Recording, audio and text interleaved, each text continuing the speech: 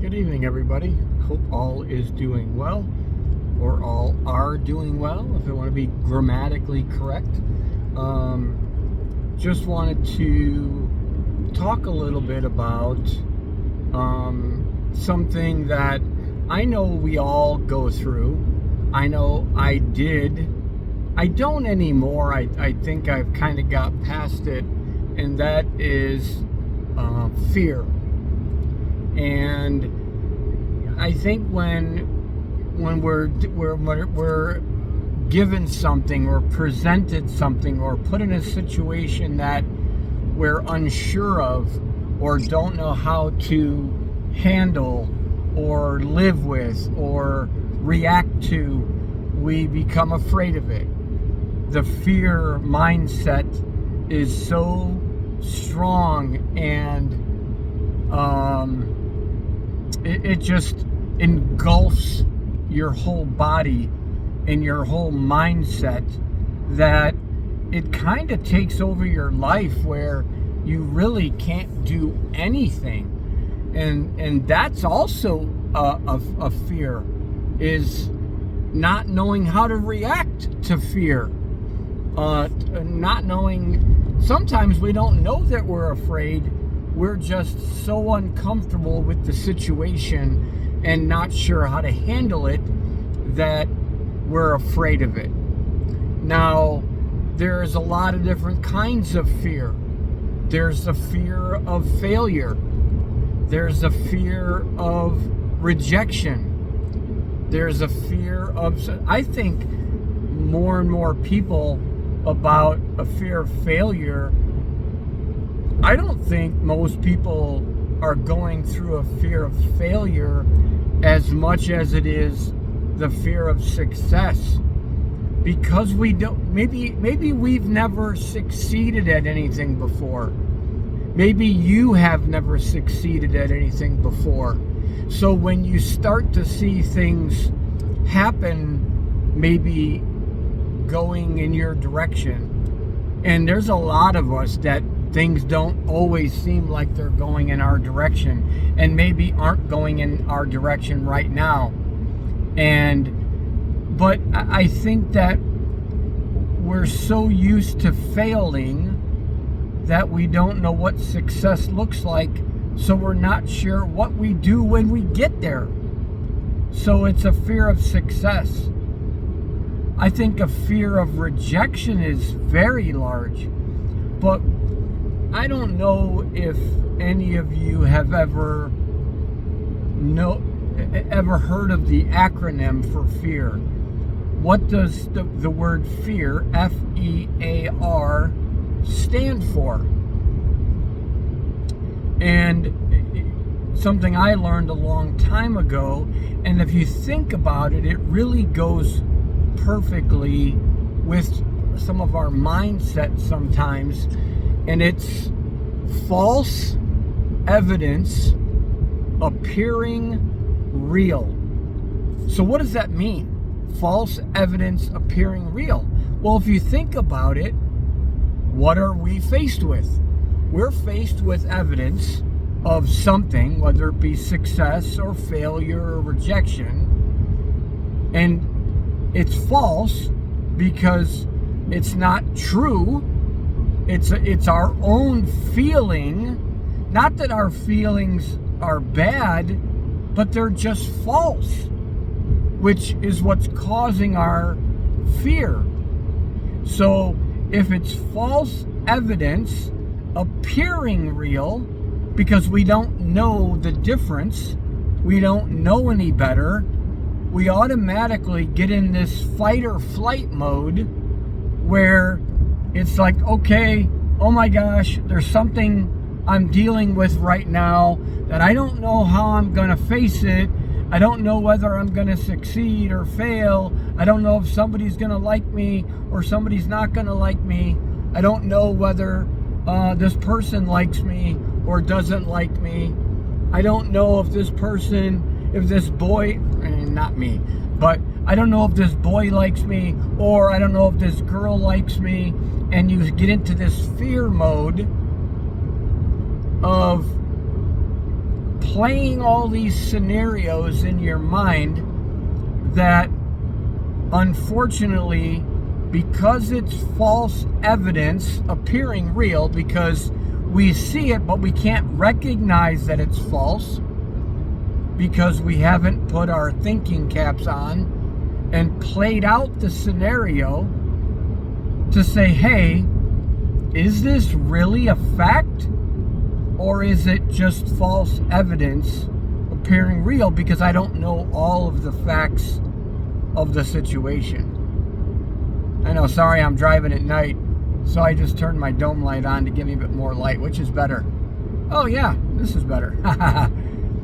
So, anyway, so I think that can become a very big fear. The fear of failure, the fear of success, the fear of rejection. But I think that as far as the fear of success is, why don't you succeed and find out what it's like? Because is success ever a bad thing? I guess it depends if the fear of success, or if succeeding is going to change your morals or your ethical values from being it's good for somebody or good for you to being bad for somebody. Because you could succeed at being a complete jackass, or you could succeed at being a complete sweetheart, or a super cool dude, or a super cool chick, or whatever, or you could fail at it miserably. So you can succeed at a lot of things, some of it good, some of it bad. So I think what defines whether it's good or bad success is what it turns you into by succeeding. You get what I'm saying? So if you succeed at something, whether it be succeed at graduating a certain school, or succeed at passing a test, or you succeed at winning a sport game, or succeed at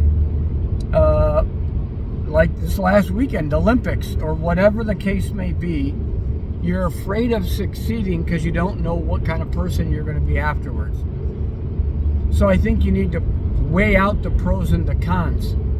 So I know what you're saying is like, Chris, well, how does that have to do, or what does it have to do with people with cancer?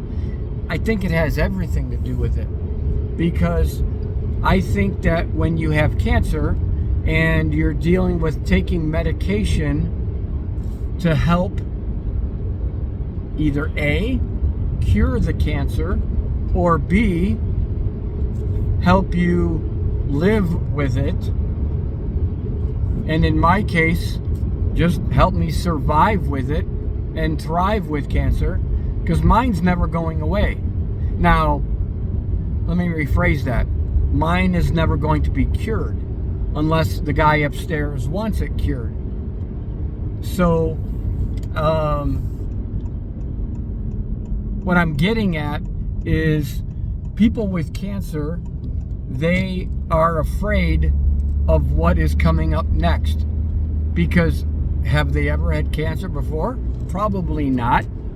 And so what they're dealing with, it's the first time they're dealing with it. So if it's the first time they're dealing with it, they don't know the outcome. I think mentally we need to move past that. Okay? You need to A, find out if there's any way to kill the cancer in your body. As I always say, cancer is a foreign substance, and if it's a foreign substance, it can be killed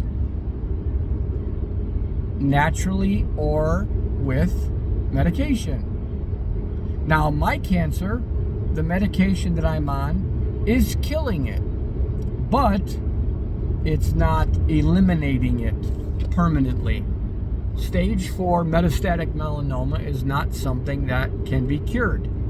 It can be treated with this targeted immunotherapy, which it's in the same family as chemotherapy. But so did I have a fear of when they told me 5 years ago that I only had a year to live? Yeah, I was afraid. But then I told myself, no, man. And I said this before. I said to myself, I don't have time to die. I got too much shit to do. God's got plans for me. So I'm going to live my life instead of hiding from my life or taking my life early by drinking and smoking and doing drugs and being negative and talking down about myself or committing suicide, because what purpose is it left for me to live? That's crap. I think if the doctors have given you a terminal diagnosis, yeah, it's okay to be afraid, but be afraid for a few minutes or a few days or a few months, and then say to yourself, okay, do you want to throw yourself a pity party, or do you want to, finish your life helping somebody?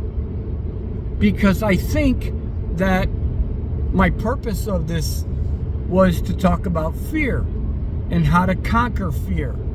And I think for me, how I conquer fear and realize that I want to help somebody is by becoming a hero. And no, I don't mean Captain America, Superman kind of hero. My hero also has a I already forgot the word for it. What HERO stands for? Help every time, regardless of the outcome. Now, it was originally going to be help everyone regardless of outcome, but I can't say that because there's some people that if I help everyone, they could be doing something illegally or immoral or unethical. It's a shame that we have to think that way nowadays, but I would like to think that I would want to help everyone who is in need of it, regardless of the outcome. And I think that's the true meaning of the word hero. And my dad told me more about it on his deathbed. When I saw him on his deathbed, and I got into this in another video. But he had told me that he thought he had failed us. We got 8 kids in my family. I said, what do you mean you failed us? Because our whole lives he only taught us, or the most of the time he focused on teaching us how to go out and make a living. Which there's nothing wrong with that.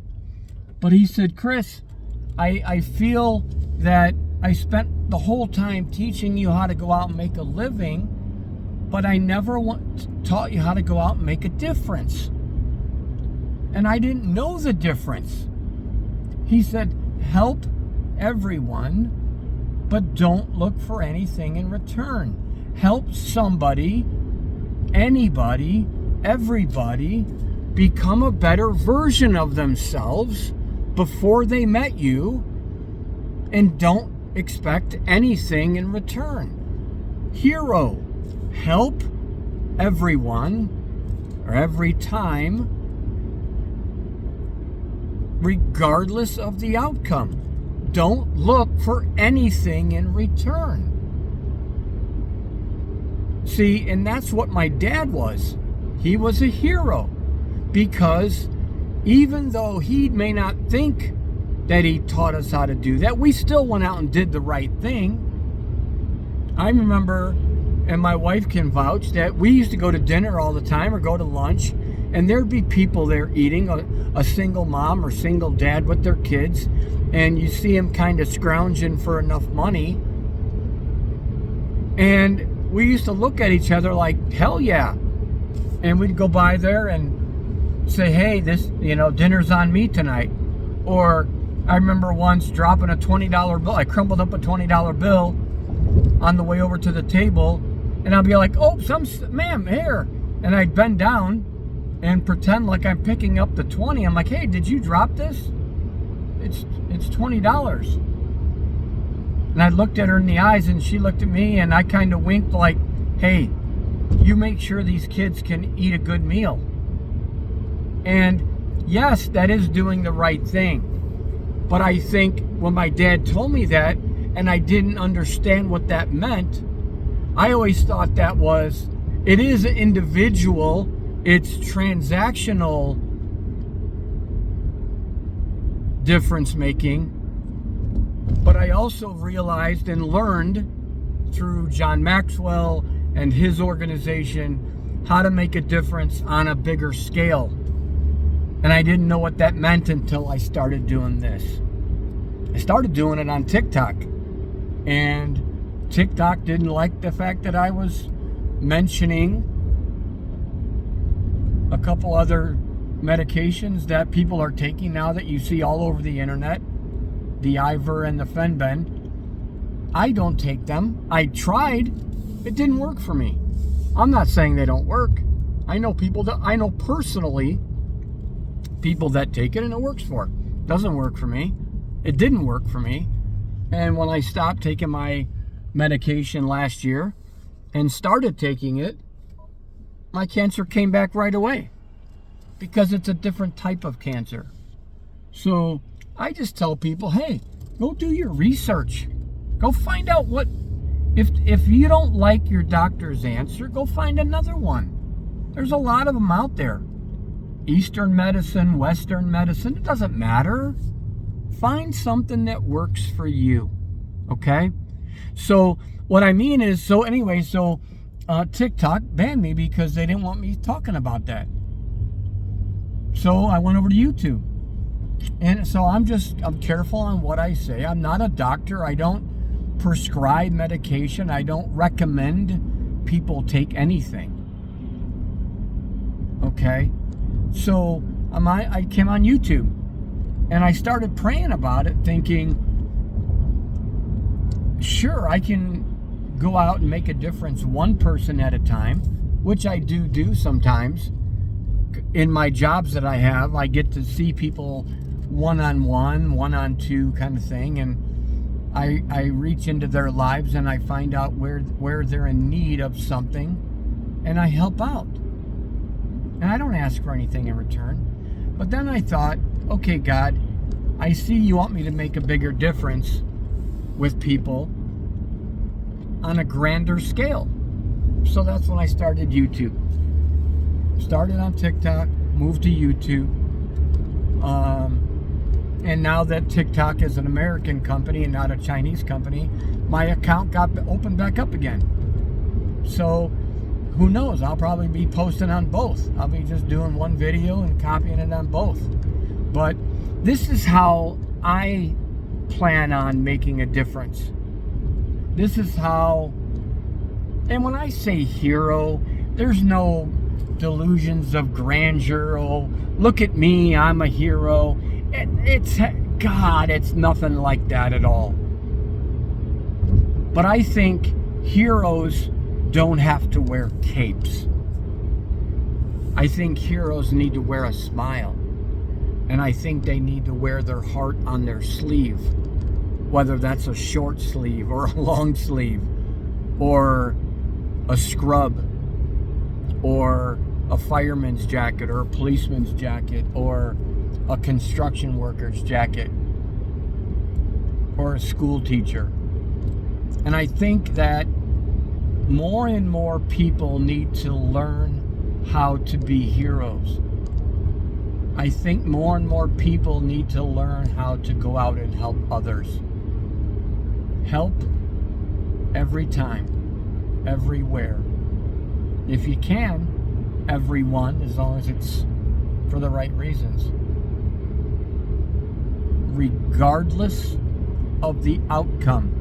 Because you can only control what you do. You can't control other people, can you? No. So this is kind of a two-part thing. I was going to do the hero thing another time, and I will get further into that. But I think what I'd like to do, well, I think at some point I would like to get into a vehicle of helping people learn how to become a hero, learn how to make a difference, make a living by making a difference. Because I understand that people are like, oh, well, you're making a difference, you're churchy, they don't make no money, I got family to feed. That's fine, but that doesn't mean you can't help people and make a difference at the same time. So I think that getting back to the first part, and I'll let you guys go here, I know it's a little long-winded, I apologize, but fear is something that is very overwhelming. But I think that if you can understand that fear is false evidence, it's something that was presented to you with ill means,